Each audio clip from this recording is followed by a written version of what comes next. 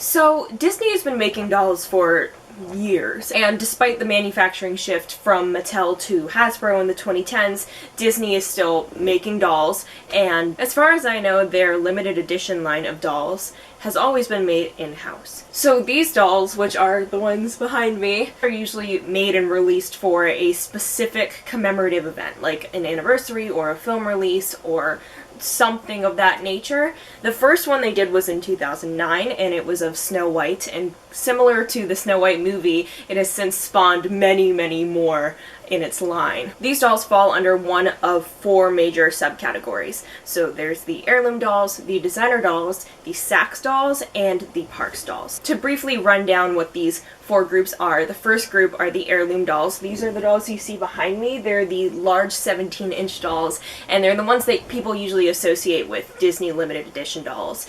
The Sax dolls are similar to these dolls. They are the same height, but they're more of a luxury line sold through the department store, and they are much more expensive, so I don't have any. Then there are the designer dolls, which are 12-inch dolls, so they're about this height, and they come in an acrylic case most of the time, and despite them having the same retail price as an heirloom doll, which is about $130 these days, the designer dolls don't tend to appreciate as much in value on the secondhand market. And then there are the Parks dolls, which are the most recent line of LE Disney dolls, and they released in 2018. It was a 17-inch Aurora doll, like her, in a blue dress for Disneyland California's 60th anniversary. These dolls were supposedly made to reflect the Disney Parks costuming, and you can see that in Ariel's 2019 Parks doll release, but these dolls have been received pretty poorly by the doll community, and in my opinion they represent the worst of the LE doll line for the following reasons. Number one, price. These dolls retail at the same $130 price tag as the rest of these dolls, but you don't get the same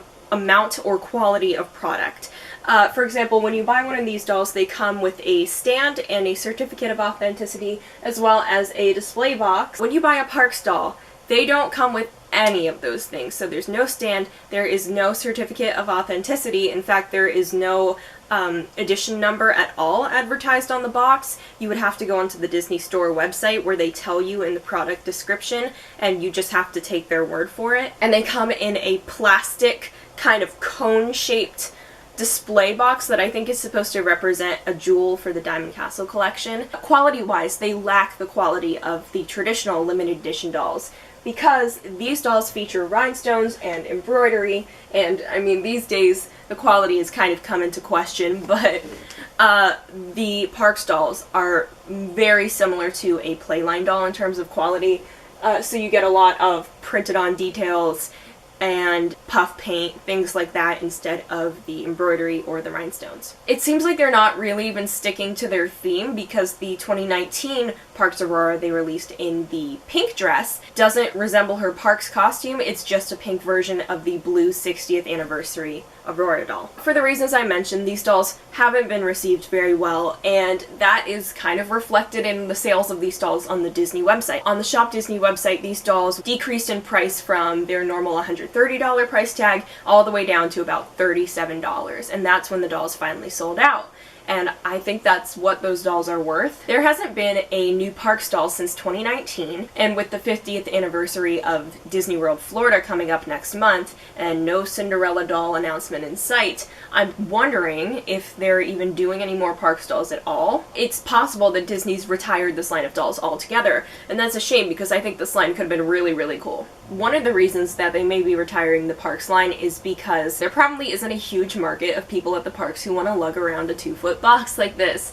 But Disney does have a home delivery service, and I tend to think that the people who are willing to spend $130 on a doll are also willing to pay a little extra to get it shipped home safely. So I don't really think that's a huge issue. Let me just throw my hat into the ring of what I would do to fix this line, because clearly everyone is consulting me. So option A is to just keep doing what they're doing, and you know, that's it. Option B would be to keep doing what they're doing but lower the price significantly from $130 so they more closely reflect the quality and the product that they're selling. I think that way people would be more accepting of the doll line and they would like it more because their expectations would be lower. And then that way they can sell the dolls before having to significantly mark down the price to like the desperate markdown price. Option C is what I would do, and that would be to keep the high price tag but get rid of everything else. I would even get rid of the Diamond Castle label name, just so that people don't associate what used to be done for the parks versus what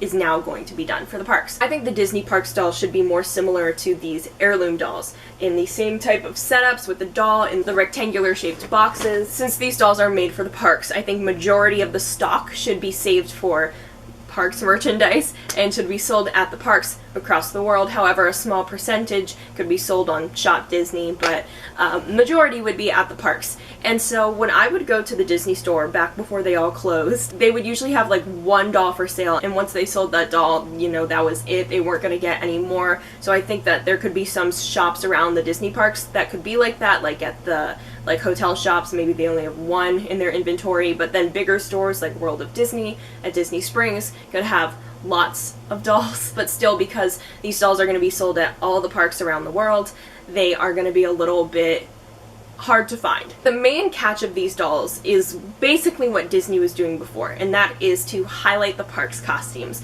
But I don't think they should just take the default outfit from the parks, because they already did that sort of take with the Disney Parks dolls, which I did a video of, and so they already kind of wear their parks outfits in these dolls, which they don't make anymore, by the way. So I wouldn't do that. I wouldn't do their default outfit. They already do their own interpretation in these types of dolls anyway, and it might just get lost in translation. I would take special costumes for each of the princesses from the parks around the world, and that's how I would do the dolls. So for example, Elsa in her Disneyland Paris outfit, which I call the Super Elsa costume, and then Cinderella's white Cinderellabration dress would be really pretty, and purple Aurora, etc., etc. So there's representation from all the parks around the world. This could also be a really cool way to feature characters who we don't usually see merchandise of, like Anastasia and Drizella. They have really, really cool parks outfits, and I think they would make beautiful dolls, like really, really nice. They're so pretty. Basically, that's my idea. It's kind of similar to what was already being done, so that it's not like completely far-fetched, but then also different enough that I feel like it would be an interesting addition for a collector. I would definitely like to have dolls that were wearing the parks outfits. The parks outfits are so cool, especially some of the international parks. I think Disneyland Paris has some really, really cool outfits. So let me know in the comments if you think this would be a cool idea, if you would want parks dresses from around the world. Maybe on the backs of these boxes they could have a photo of the character in the costume and then a little blurb about the history of that costume, where it's from, what park it's from, and you know, maybe when it was debuted. Let me know if this would be something you would be interested in, if they did it. Let me know if it's too much, if it would just get lost in translation and it's just not worth it. Let me know. Bye guys.